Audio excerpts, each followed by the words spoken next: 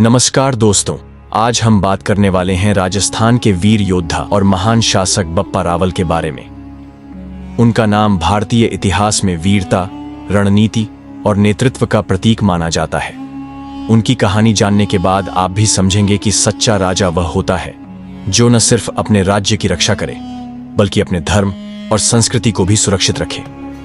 तो चलिए जानते हैं बप्पा रावल की पूरी जीवन गाथा, उनके जन्म से लेकर उनकी महान विरासत तक। बप्पा रावल का जन्म 8वीं शताब्दी में हुआ था। उनका वास्तविक नाम कालभोज था और वे गुहिल वंश से थे। इस वंश की शुरुआत गुहिल नामक पूर्वज से हुई थी और आगे चलकर यही वंश सिसोदिया राजवंश के रूप में प्रसिद्ध हुआ। पिता का नाम नागदत्त या कालभोज बताया जाता है। कुछ कथाओं के अनुसार बप्पा रावल का पालन पोषण एक संत हरित अराशी ने किया, जिन्होंने उन्हें धर्म, नीति और युद्ध कौशल की शिक्षा दी।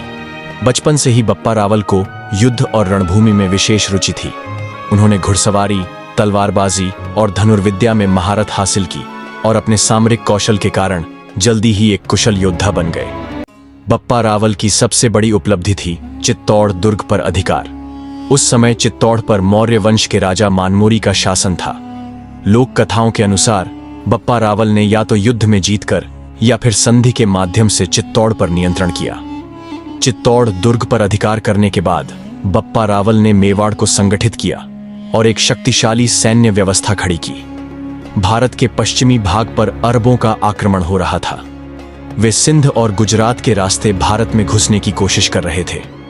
बप्पा रावल ने राजपूतों को संगठित कर पश्चिमी सीमाओं की रक्षा में अहम भूमिका निभाई। ऐतिहासिक प्रमाण इस बात की पुष्टि नहीं करते कि बप्पा रावल ने अरबों से सीधा युद्ध किया, लेकिन उन्होंने पश्चिमी भारत में राजपूत शक्तियों को संगठित कर अरबों के बढ़ते प्रभाव को रोकने में मदद की। उनकी युद्ध रणनीतियां बेहद प्रभावी थीं। उन्होंने गुप्त हमलों, गुरिल्ला युद्ध, जंगलों और पहाड़ों का उपयोग तथा छापामार युद्ध नीति का इस्तेमाल किया। बप्पा रावल केवल एक योद्धा ही नहीं बल्कि एक कुशल शासक और धर्म संरक्षक भी थे। उन्होंने मेवाड़ में धार्मिक स्थलों का निर्माण कराया और सनातन धर्म को संरक्षित किया। उनका शासन काल राजपूत शक्ति के उत्थान का दौर था। उनके नेतृत्व में मेवाड़ एक शक्तिशाली राज्य बना, जो आगे चलकर सिसोदिया वंश के महान राजाओं का केंद्र बना। बप्पा रावल ने जीवन के अंतिम वर्षों में संन्यास ले लिया और राज्य का कार्यभार अपने उत्तराधिकारियों को सौंप दिया। कहा जाता है कि वे अपने अंतिम समय में धर्म साधना में लीन हो गए थे। आज भी बप्पा रावल की वीरता और उनकी रणनीतिक कुशलता राजस्थान और पूरे भारत में एक प्रेरणा का स्रोत है। रावलपिंडी का नाम उनसे जुड़ा है।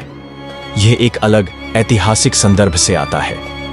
बप्पा रावल की कहानी हमें यह सिखाती है कि सच्ची वीरता केवल रणभूमि में नहीं होती, बल्कि अपने धर्म, संस्कृति और राज्य की रक्षा में होती है। अगर आपको बप्पा रावल की यह कहानी पसंद आई हो तो वीडियो को लाइक करें, शेयर करें और चैनल को सब्सक्राइब करना न भूलें। धन्यवाद। जय मेवाड़।